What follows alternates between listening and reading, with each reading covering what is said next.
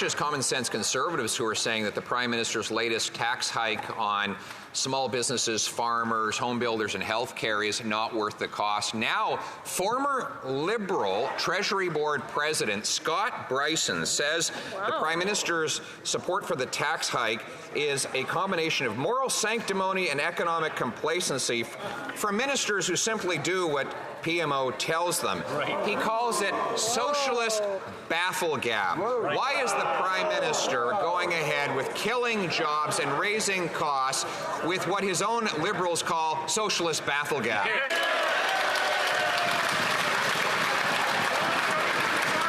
The Right Honourable Prime Minister. Speaker, despite the Conservative leader's partisan attacks, the raise on capital gains inclusion rates is very simple. If Canadians make more than $250,000 in profit from selling investments in a given year, we're asking them to share a little more of those profits with Canadians who need those investments, whether it's by investing in housing, whether it's standing up for school food programs, whether it's delivering dental care to seniors. These are investments we're making to support Canadians by asking the wealthiest to pay their fair share. The Honourable Leader of the Opposition.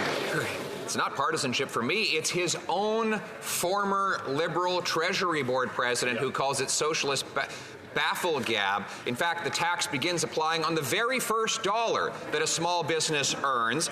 And, you know, he's been promising that raising taxes would make life fair. We find out today from the Food Banks Association of Canada that now a record-smashing 25% of Canadians live in poverty after 9 years of his taxes, his deficits, and his doubling housing costs. Why is he going ahead with the same wackonomics that caused the poverty in order to solve it? The Right Honourable Prime Minister.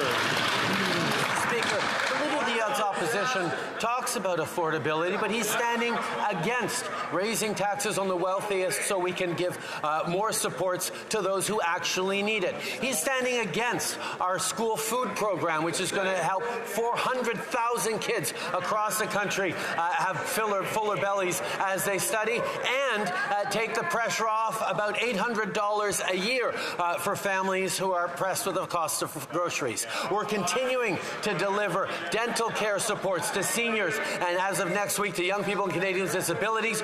We're there for Canadians. He's voting against it.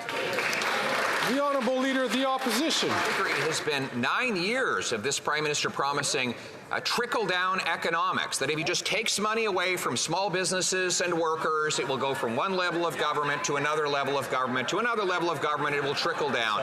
And now 25% of Canadians are living in poverty, something he tried to cover up, just like he covered up his own data showing $25 billion of extra costs with the carbon tax, nearly $2,000 in carbon tax cover-up for every single family. How can we trust anything he says about taxes, poverty, or money? The